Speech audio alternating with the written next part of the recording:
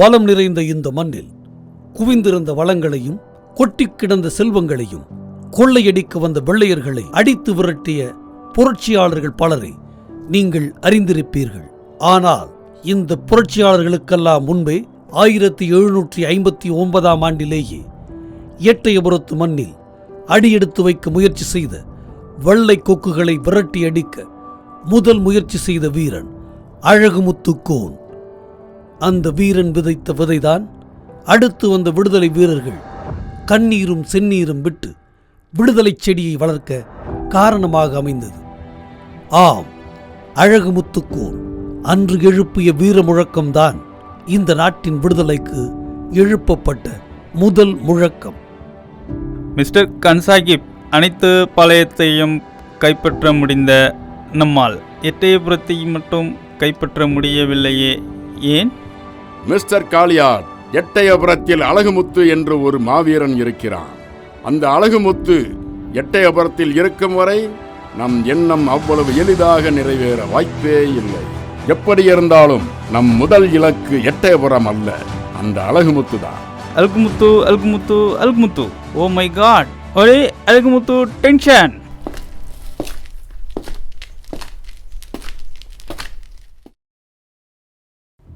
வாமர்தநாயகம், என்னை தனிமைச் சிறையில் அடைத்துவிட்டு இனிமையாக இருக்கிறேனா என்று பார்க்க வந்தாயா?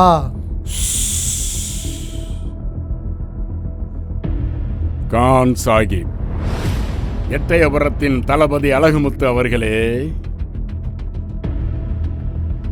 உண்மையை சொல்ல வேண்டும் என்றால் நீங்கள் தோற்கவும் இல்லை, நாங்கள் வெற்றி பெறவும் இல்லை. சந்தர்ப்ப சூழ்நிலை கேட்டாற்போல் வளைந்து கொடுக்காத காரணத்தினால் உங்கள் வீரத்திற்கு ஒரு சோதனை. என்றாலும் சோதனைகளை சாதனைகளாக்கிக் கொண்ட கொள்கையில் உறுதியாக இருக்கிறீர்கள். பாராட்டப்பட வேண்டிய ராஜ விசுவாசம். கான் சாஹிப், மற்றவர்களை பாராட்டுவதற்கும் சில தகுதிகள் வேண்டும். நாங்கள் வளத்திற்காக இந்த மண்ணில் வியர்வையை கொட்டுகிறவர்கள். ஆனால் நீயோ உன் நலத்திற்காக எச்சிலை துப்புகிறவன். உன் பாராட்டுக்காக நான் காத்திருக்கவில்லை. அழகுமுத்து அவர்களே, கொஞ்சம் விவேகத்தின் பக்கமும் வாருங்கள். வீரம் உடலோடு நின்றுவிடும், விவேகம் உலகளாவி சுற்றி வரும். இப்படியே இருந்து இதுவரை நீங்கள் என்ன சாதித்து விட்டீர்கள்? நான் மனசாட்சி உள்ள மனிதனாக வாழ்ந்து கொண்டிருக்கிறேனே, அதுவே சாதனைதான். உங்களை திருத்தவே முடியாது. இருந்தாலும் கொள்கை உரம் கொண்ட ஒரு நல்ல வீரன் இந்த மண்ணை விட்டு போய்விடக்கூடாது என்பதுதான் என் எண்ணம். உன்னை போன்ற உளுத்து போன உத்தரக்கட்டைகளை எடுத்து போடாமல் போய்விடுவேனோ என்பதுதான் என் வருத்தம். அழகுமுத்தே, ஆங்கிலேயரை நான் நெஞ்சுக்குள் வைக்கவில்லை, வாயளவில் தான் வைத்திருக்கிறேன். தேவை என்ற போது துப்பி விடுவேன். அது உன் உடம்போடு ஊறிப்போன நம்பிக்கை துரோகம். நக்கி பிழைக்கும் நாய்க்கு செக்கென்று தெரியுமா, சிவலிங்கம் என்று புரியுமா? என்னை எப்படி வேண்டுமானாலும் திட்டிக்கொள். ஆனால் இப்பொழுது நான் அடக்கி வாசிக்க வேண்டிய சூழ்நிலையில் இருக்கிறேன். உங்கள் தன்மானத்தை விட்டுக் கொடுக்க வேண்டாம், ஏன் கிஸ்தி கூட கட்ட வேண்டாம். ஆங்கிலேய கம்பெனிக்கு அடங்கி போவது போல் காட்டிக்கொள்ளுங்கள், எனக்கு அது போதும். முட்டாளே, உன்னை போன்ற உப்புக்கல்லாக இருந்தால் ஒப்புக்கொள்வேன். ஆனால் இது எட்டயபுரத்தின் வைரக்கல். ஈழத்தில் ஏறுமே தவிர ஒருபோதும் கீழிறங்கி வராது.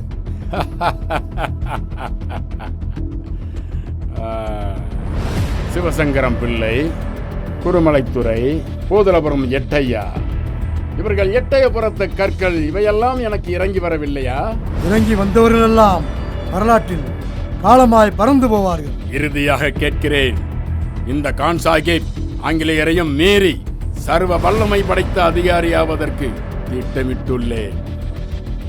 கும்பியனியருக்கு வேண்டாம், எனக்கு உதவி செய்யுங்கள், நான் உங்களுக்கு விடுதலை வாங்கி தருகிறேன்.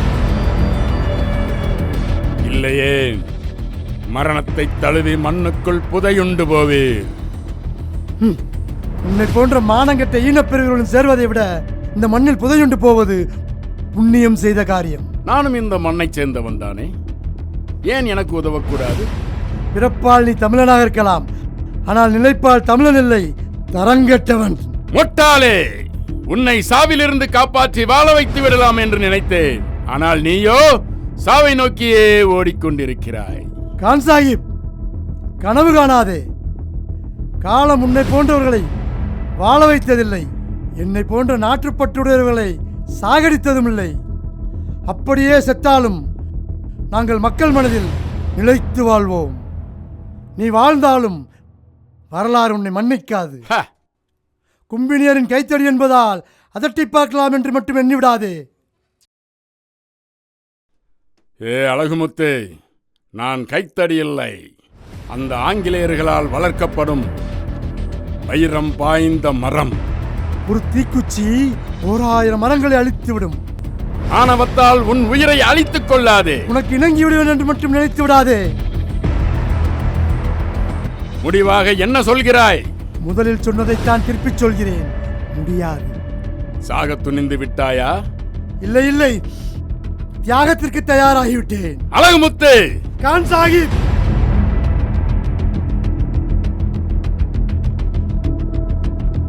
யாரெங்கே? இவனை விசாரணை கூடத்துக்கு இழுத்து வாருங்கள்.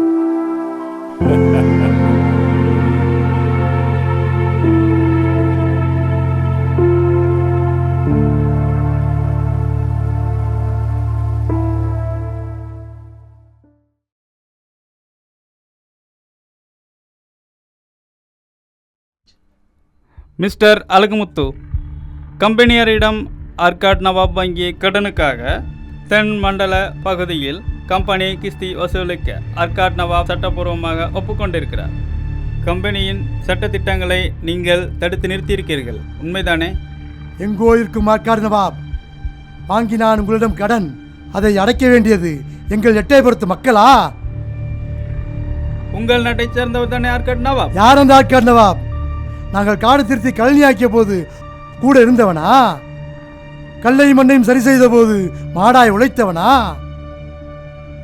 மேடு திருத்த மண் சுமந்த போது கூடை பிடித்தவனா? இல்லை என் நாட்டு மக்களுக்காக வாழ் பிடித்தவனா? அழகுமுத்து, போதும், நிறுத்து. பெரிய மாவீரனை போல் பிதற்றாதே. கான் சாஹிப், காளியாட், இந்த அழகுமுத்து கோனுக்கு வாழும் வெண்ணெய் மட்டும் பிரதானம் என்று நினைத்து விடாதே. என் குல மக்களுக்கு வாழும் வேலும் வீச தெரியும். உங்களை போன்ற வீரர்களை வெட்டி வீழ்த்தவும் முடியும். சரி, கம்பெனியின் சட்டப்பூர்வமான நடவடிக்கைகளை நீங்கள் எதிர்க்கிறீர்கள், அப்படித்தானே? அநியாயத்தை எதிர்க்கிறோம். எப்படியோ எதிர்க்கிறீர்கள். உங்கள் அகராதியில் அநியாயத்தை தட்டி கேட்பது எதிர்ப்பு என்றால் அப்படியே இருந்து விட்டு போகட்டும். ஓகே மிஸ்டர் கான் சாஹிப், குற்றவாளியை குற்றத்தை ஒப்புக்கொண்டு விட்டார். கம்பெனியின் குற்ற அறிக்கையை படியுங்கள். முன்சிப்,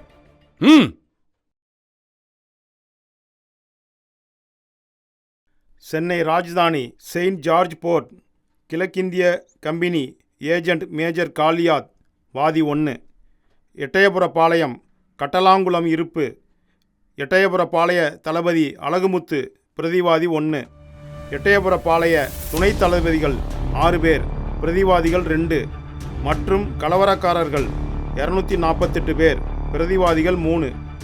சென்னை செயின்ட் ஜார்ஜ் கோட்டையில் இருக்கும் கிழக்கிந்திய கம்பெனியின் ஆங்கில வணிக நிறுவனத்தாரிடம் ஆர்காட் நவாப் அன்வர்தீன் மகன் முகமது அலி ரொக்கமாக பெற்ற பணம் மற்றும் நவீன ஆயுதங்கள் வாங்கிய வகையில் மேற்படியார் கம்பெனியின் வணிக நிறுவனத்தாருக்கு தரவேண்டிய பாக்கி தொகைக்காக கம்பெனியார் மதுரை, திருநெல்வேலி பகுதிகளில் கிஸ்தி வசூலிக்கும் அதிகாரத்தை மேஜர் காளியாட் அவர்களுக்கு கம்பெனி 28/12/1756 வழங்கியுள்ளது.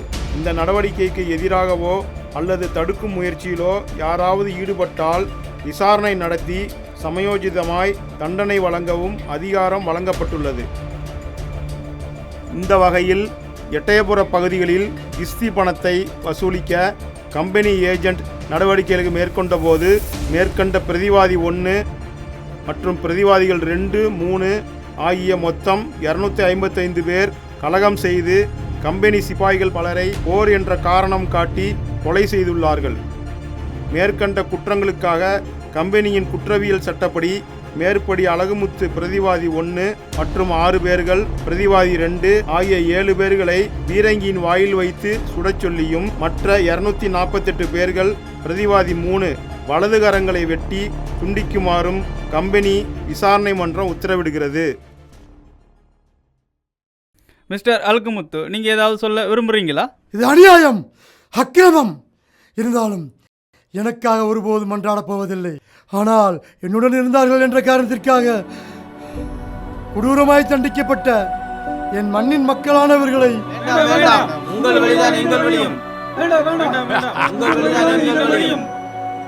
வீரர்களே, இவனை இழுத்துச் செல்லுங்கள் பீரங்கி வாயிலுக்கு.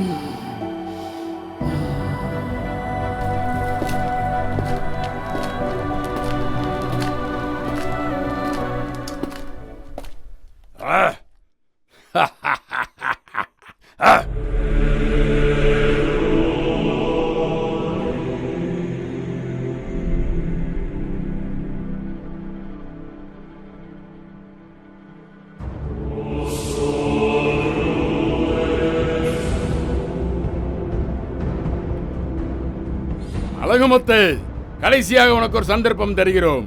உன் உயிரை காப்பாற்றிக்கொள். ஏய் மானங்கிட்ட மருதநாயகமே, உன்னை காரி துப்பிய என் நாக்கு வறண்டு விட்டது. இன்னும் 1000 ஆண்டுகளானாலும் உன்னை போன்றவர்கள் எடுத்து சாப்பிட முடியாது, பொறுக்கித்தான் தின்ன முடியும். உன் விதி, நீ பொறுக்கி தின்று கொண்டே இரு. எங்களை அந்த பட்டியலில் சேர்த்து விடாதே. மிஸ்டர் அழகுமுத்து, எங்கள் பிரிட்டிஷ் நாட்டின் தேசிய கொடி இங்கே பார்க்க போகிறது. பண்டம் இருப்பதாக சொல்லி நாட்டிற்குள் ஒன்று வந்த பிடாரியே, உள்ளே வந்தாய், கொள்ளையடித்தாய், ஊரை வளைத்து வாயில் போட்டாய். இவையெல்லாம் உன் வெள்ளை கொக்குகள் வாழேந்தி பெற்ற வெற்றி அல்ல. சூடு சொரணேற்ற சில சொந்த நாட்டு பிசாசுகள் முந்தானை விரித்ததால் உன் வேலை சுலபமாக முடிந்தது. ஏய் காளியாட், இருட்டி விட்டால் எல்லாம் முடிந்து விட்டது என்று மட்டும் எண்ணாதே. இருட்டிற்கு பின்பு வெளிச்சம் வந்தே தீரும். மிஸ்டர் காளியாட், நேரத்தை மதிப்பவர்கள் நீங்கள். காலதாமதமின்றி தண்டனையை நிறைவேற்றுங்கள். அழகுமுத்து, உங்களிடம் கருணைமணியூருக்கு எத்தனையோ சந்தர்ப்பம் கொடுத்தோம், ஆனால் நீங்கள் ஏற்கவில்லை. கடைசியா ஏதாவது சொல்ல விரும்புறீங்களா? உங்களிடம் கையேந்தி நிற்பதற்காக நான் என்னையே நொந்து வருந்துகிறேன். பீரங்கி குண்டுகளை நான் என் மார்பில் வாங்க வேண்டும். இந்த ஒரு உதவியை மட்டும் நான் உங்களிடம் வேண்டுகிறேன்.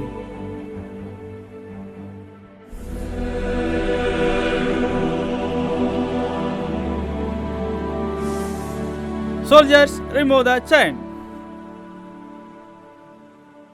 கிருஷ்ண பரமாத்மாவே, என் நாட்டு மக்களை காப்பாற்று. உங்களது ஒவ்வொரு பீரங்கி குண்டுகளும் எங்கள் ஆயர்குல ஆட்டு புழுக்கைக்கு சமம். Charge! Fire!